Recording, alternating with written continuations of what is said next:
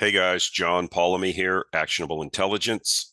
Today is actually Friday, but this is being pre-recorded for tomorrow, Saturday, 11/18. This is a weekly market update.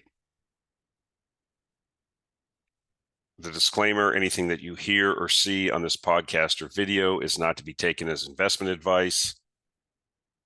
I am not a registered investment advisor. I cannot give you personal financial advice. Please do your own due diligence. It's your money. It's your responsibility. Okay, a couple things. This video will be a little bit short. I'm pre-recording it because holiday travel, all that kind of stuff. I'll try to do the podcast next week, next Friday or Saturday after Thanksgiving. But I may not. Just depends on my plans and what's happening. So expect during the holiday season, I will be doing the videos, but it just may be shorter than normal. Yeah, that's to be expected anyways, because a lot of stuff starts shutting down, and the news flow will contract regardless. Okay, let's go ahead and get into it.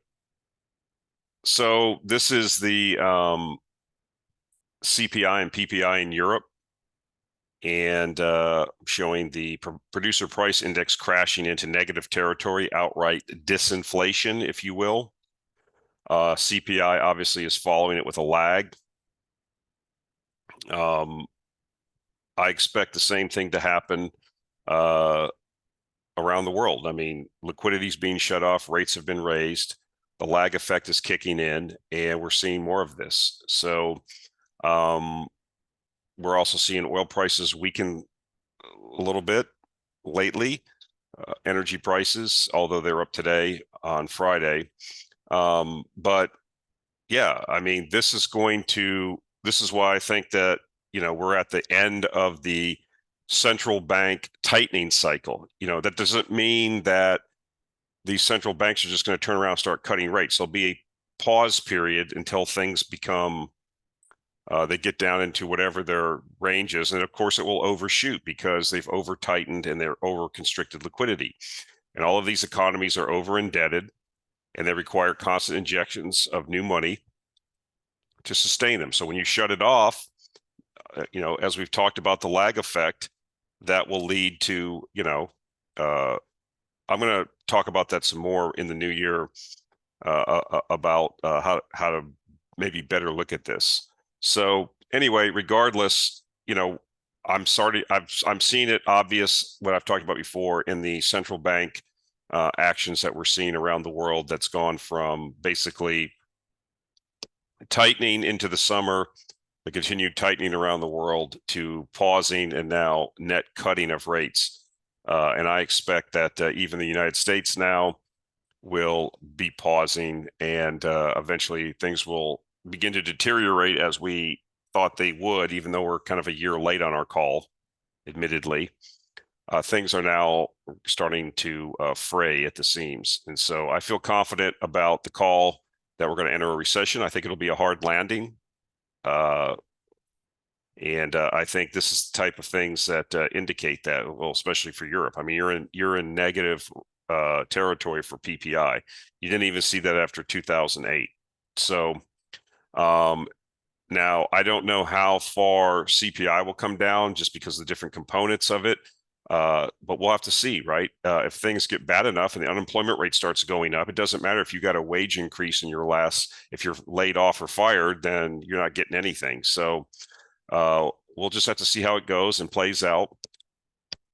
Again, patience, maintaining our patience, because I think there's going to be tremendous opportunity into the new year. But I just wanted to point this out, rocket ship up. Well, what do you have? Reversion to the mean. Okay, this is a chart from Tavi Costa. It says times when unemployment rate crossed above its 24-month moving average. We have a period of that happening right now, and in previous points, you see what has happened. Times when the unemployment rate surpasses its 24-month moving average. you see what you have before.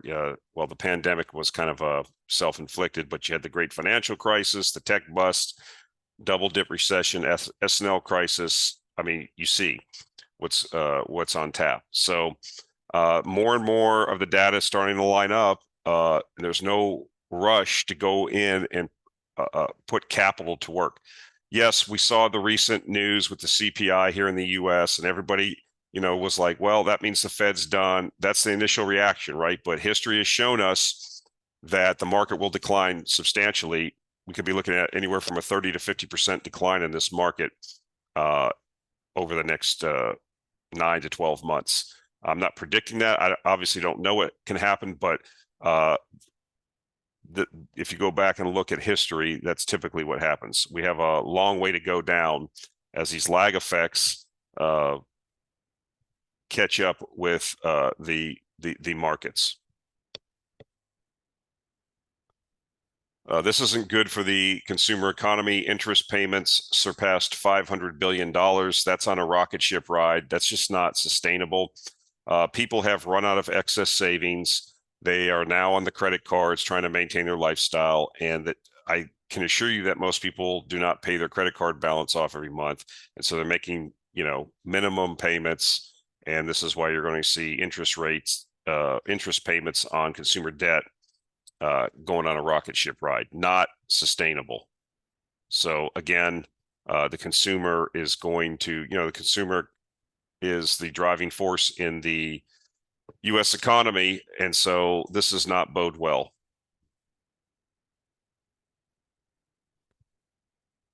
Just another tidbit, commercial real estate loans, lowest since 2008. Again, we're looking for that to manifest itself in the banking system as we go further and further into this recession. The work from home movement, I know people are trying to pull people back into the office, but there's a lot of resistance to that. We'll just have to see how it plays out. But all of this stuff is percolating, under all in the lava chambers under this volcano, right? And we don't know where it's going to break out, what's going to bust out at it. Are we going to have a crisis in commercial real estate, high yield debt, corporate high yield debt, regular housing market? We don't know. Could it be all of them together? We just have a lot of things happening that are not positive.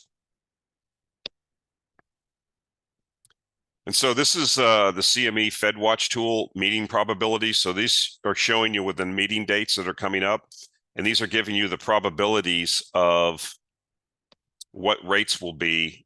Like the next meeting's 12/13, and right now we're saying, basically a 99.8% chance that things will be unchanged.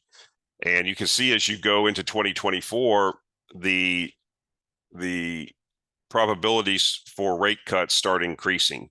And this changes constantly based on the data that comes out. But this we're showing right now is that at least into March, or at least into January, as we get into March, you start seeing, there's a 50% chance that we'll see cuts beginning in May 1st. That's what the current data is showing. So again, liquidity and sentiment drive markets. We've, I think, topped out on the liquidity tightening around the world.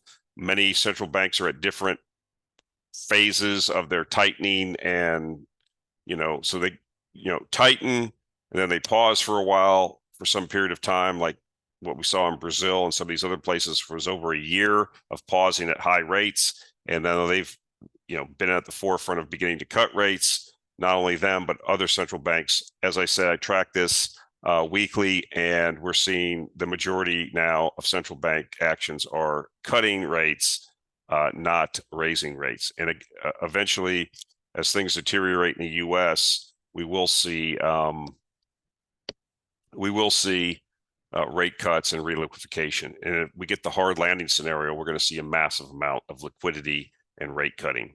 But you see, even for December of next year, there's a 30% chance that you could see, rates between 4.25% and 4.5%. So we need to watch this. Again, it's will be data dependent. If the inflation numbers keep coming down, or if something breaks in the economy, these things will rapidly change probabilities. So this is this is from wolfstreet.com. This is I put the title here, How Low Can Jerome Go? This is the Fed's balance sheet. You see that they were doing QT before the pandemic, trying to get this down. You will note that back in 2008 at the financial crisis, the Fed's balance sheet was like $1 trillion. And if you go back and look at the data on the Fed website, the St. Louis Fed data site, you can trace this out. I mean, the Fed's balance sheet was well below $1 trillion for years. And then we had the financial crisis. So what did they do? They came in, liquefied, and they just over time, we had that period of you know, bubblicious low rates and, increased liquidity. And like I said before, as that stuff flows through the economy to different sectors, that's how you got people say, well, we didn't have inflation. I mean, I don't understand. There was no inflation with all this money printing. Yes, there was in housing prices and art prices, stock prices. That's where you have the inflation. So, and now you have seen it percolate through during the pandemic when they went parabolic with the money printing. That translated into goods inflation. You basically doubled the Fed's balance sheet in a couple few years, and you can see that they've been trying to rein this in now. I mean, as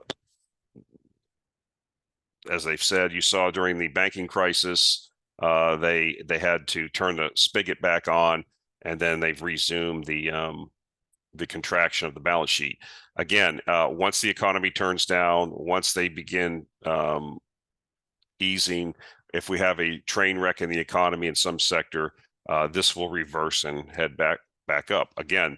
Over the decades, this is going to go up with these periodic periods of, you saw what happened here, which is quantitative tightening iteration number one. It didn't take long before the pandemic came along and forced them to do what they needed to do. They're trying to pull it back in now, but circumstances, I would suggest to you, will lead them to have to reverse this at some point.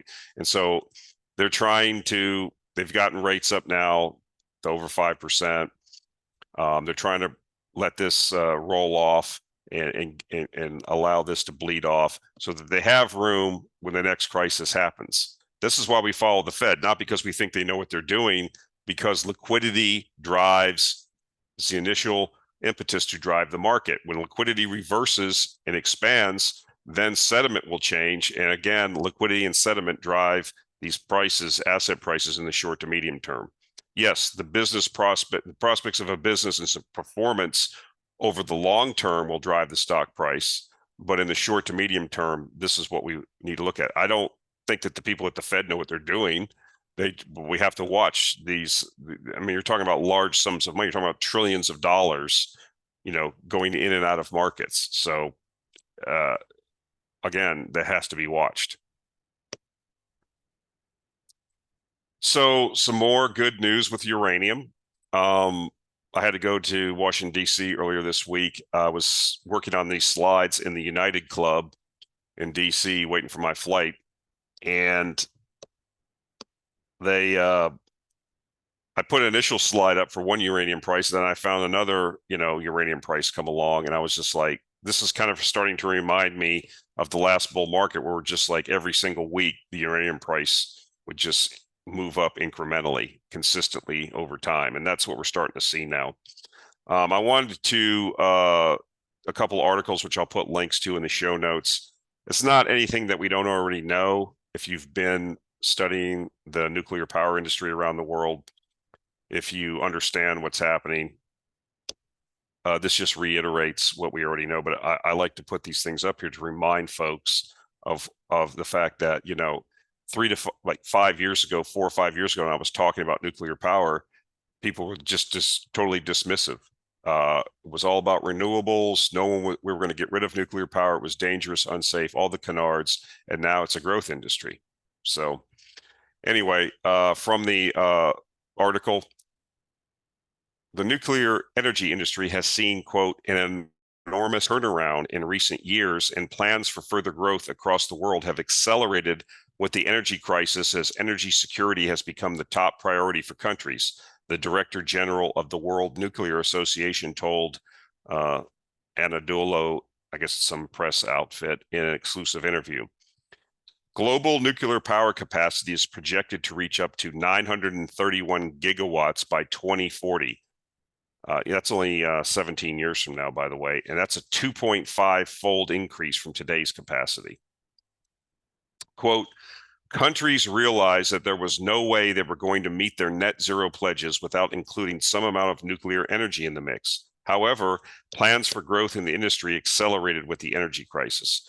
And so again, if you go and look at the projects being built or being planned or planned for starter construction, most of this growth is in the global south and east.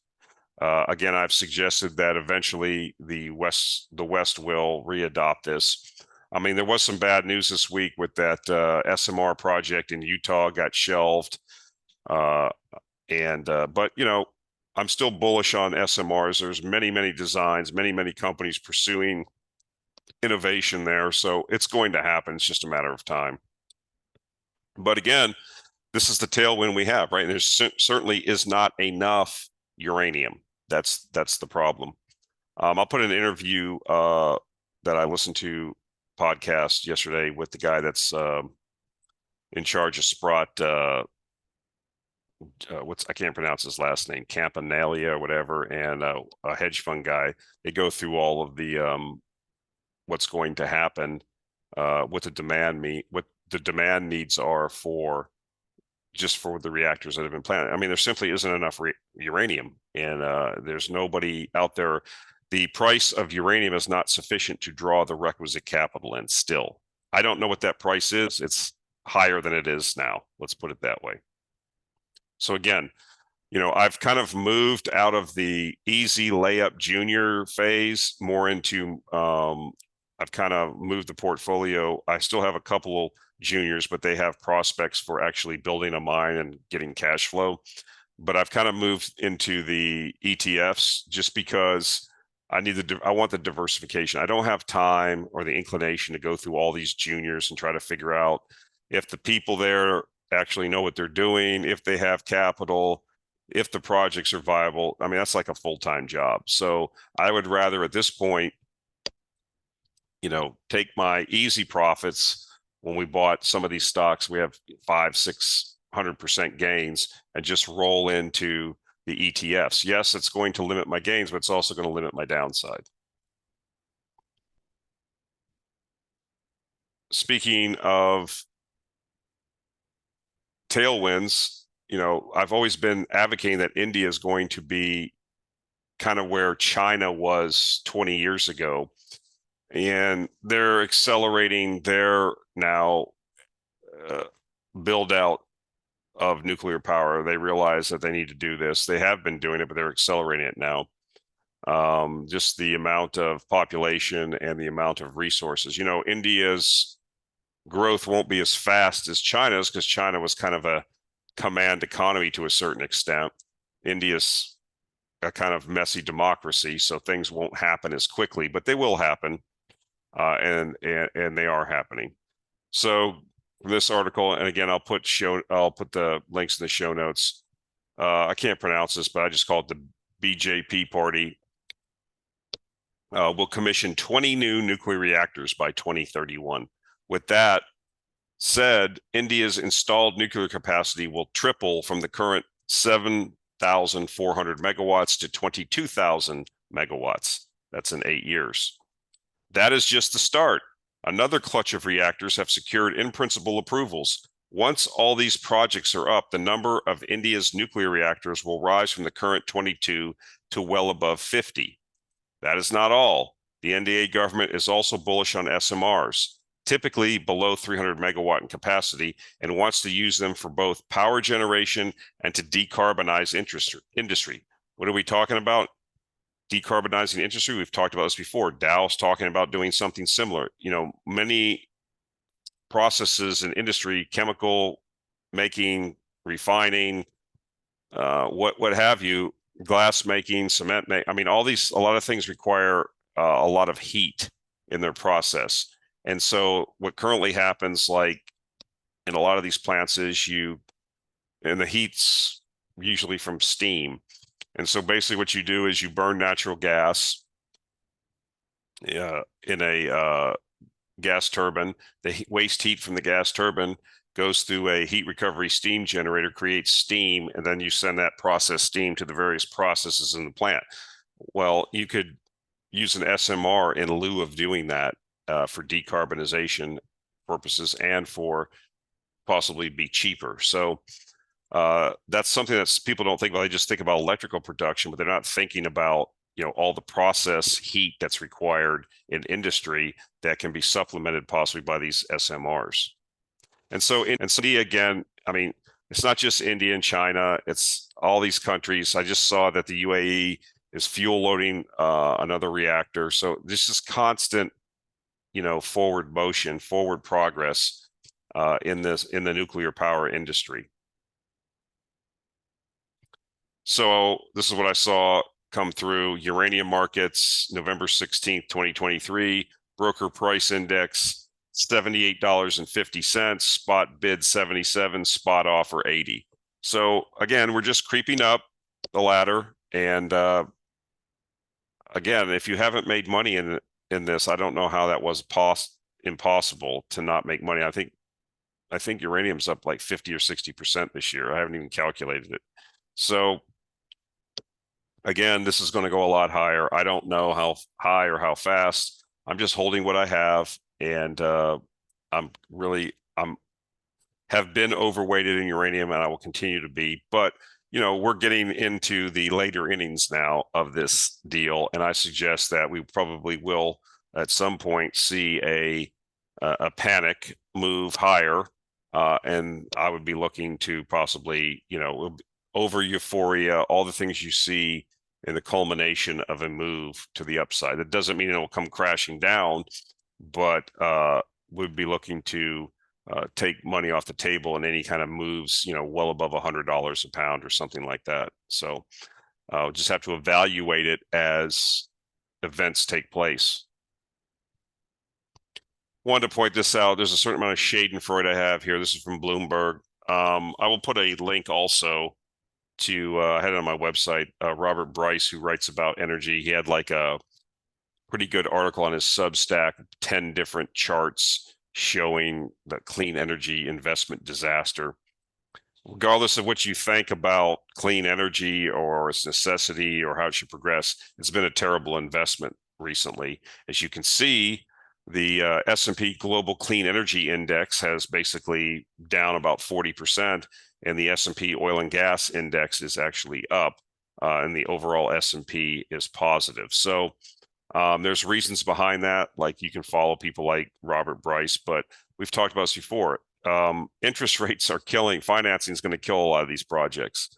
And just the cost of the inputs into making these devices is not helpful. It's just higher cost structure, higher financing costs, more pushback from people. It's undermining what I think some people were expecting. It's just the results have not been there. I mean, when you're announcing losses like Siemens Energy and billions or Ørsted, then having to go back to governments and beg for more money, that's not something I really want to be involved with as an investment prospect, as an individual investor. So I wanted to point this out, have a lot of drought conditions in the Panama Canal area. So it's reduced the amount of ships that can go through the canal. And so this is for any of you that are tanker owners. You see the number one type of cargo that goes through the Panama Canal is petroleum and petroleum products. And so I got this from an article. I think this was a Bloomberg article. And they had mentioned in there just a anecdote about a tanker that didn't want to wait for its turn to go through there because you're limited on how many ships a day can go. I think it's been cut in half, I think, if I'm not mistaken. And they decided just to take the ship around the bottom of South America, which added 16 days to the vessel's trip. I wouldn't go out and run out and buy tankers just based on this news, but if you're a tanker owner, these decisions to increase these vessel transit times by not going through the Panama Canal or having to sit there and wait though, that's going to already put more pressure on an already rather tight market. So this is just like a bonus, and something to watch, because same thing happened in Brazil with one of the companies that we own in the portfolio that ships its petroleum cargoes down the Amazon, and we had a record drought this year, and so the barges, the you couldn't fully load the barges because there wasn't enough draft in the river, Amazon River, because of this drought. And so instead of like saying you could put 10,000 barrels in a barge, you could only put like 8,000. I'm just using that as an example. I don't know what the actual amounts were. So it was limiting the amount of production. There's been some analysts that I listen to that, they're a little bit worried now. This is kind of like a longer term thought. That whole Amazon forest has been over time cut down more and more to provide more farmland for agricultural purposes. And that whole ecosystem of the Amazon kind of, I don't know exactly how it works, but I have it described as like an atmospheric river, right? Because of the jungle, it interacts with the atmosphere, and it creates this whole thing of moisture and so some people are wondering, with these record droughts we're seeing, did they cut down sufficient amount of rainforest that they maybe have altered this atmospheric river? Again, it remains to be seen. I don't take 1 year of data and extrapolate into a trend like our friends in the warming community do. But regardless, if you're a tanker owner, just watch this, because this will again extend trips or delay trips through the canal, requiring more days of travel for cargoes. I wanted to go over this. This was on Compounding Quality's Twitter feed. He does these great, he or she, whoever it is, does this great visuals like this. And I wanted to go over this. People, I think Buffett's more shrewd than, and calculating than people. He's not the charming grandfather, but again, you can learn things from anybody. And some of these points are very pertinent, I think. This is one, and this is how I've had more success in my investing career over the last 20 years, 15, 20 years, has been going and looking at the success of people like Buffett and Howard Marks and Stan Druckenmiller, and trying to understand how they think and how they approach investing. Now, in this newsletter, we don't just do investing, we do speculating too. So speculating is different than investing, but we're talking about investing here from the individual investor's perspective. And so I think going over a few of these are kind of interesting, something to think about. Said, first of all here, look at stocks as part of businesses. Ask yourself, how would I feel if the stock exchange was closing tomorrow for the next 3 years? If I am happy owning the stock under that circumstance, I am happy with the business. That frame of mind is important to investing. So I've said this before, and I think so many people just fall into the short-term mentality, like they're flipping baseball cards or something. I don't know. I mean, when you buy stock, you're buying a portion of the business, some percentage of the business. It might be small with your 100 or 200 shares or 1,000 shares, but that's how you need to think about it. And if you go in with that perspective, it's like, do I understand? I mean, that's where all those other ideas come from. Do I understand the business? Can I explain it? Does it make sense? Does it have great prospects? Is it outside of my ability to understand? That's why I stay away from tech stocks. It's not for me. It's outside my circle of competence, as Munger says. So that would be like one rule that follow. The next is, the market is there to serve you and not to instruct you. It is not telling you whether you are right or wrong. The business's results will determine that. And he says he got that from Ben Graham. Another thing that to take into account. I mean, these are like very, very, if you think about these and incorporate them into your thinking, it will help you remove biases, will help you remove impulsiveness, because this is what you're really doing. And this guy's a billionaire from investing in the stock market. Yes, he gets sweetheart deals. I'm not going to get into all that. People always, there's always an ankle biter will come back, but yeah, he takes advantage and gets warrants. Yeah, I get that, but he's in that position to do that. Number three, you can't precisely know what a stock is worth, so leave yourself a margin of safety. Only go into things where you could be wrong to some extent and come out okay.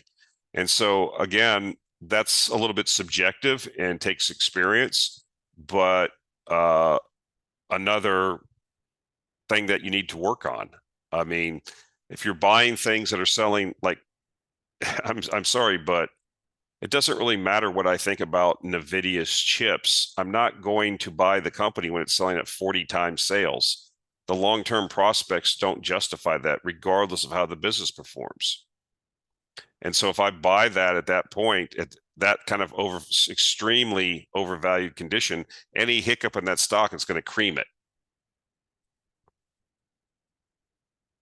Number four, self-explanatory. Nobody listening to this, including myself, should be borrowing money to buy stocks. So borrowed money is the most common way that smart guys go under or go broke.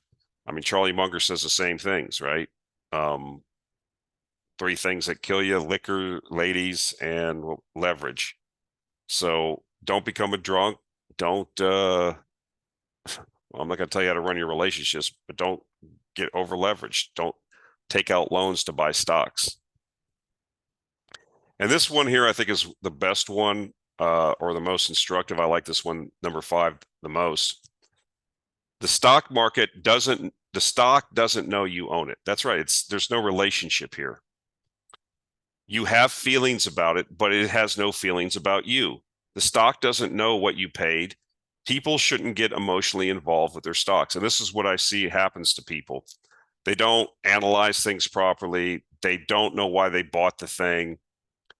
They're invested emotionally. They came into the stock with probably buying it on a tip, or somebody that they follow on Twitter or respect bought it, and so they bought it. They don't write down why they bought it, so and then they get upset, and the stock, if it goes down, because the stock doesn't really care.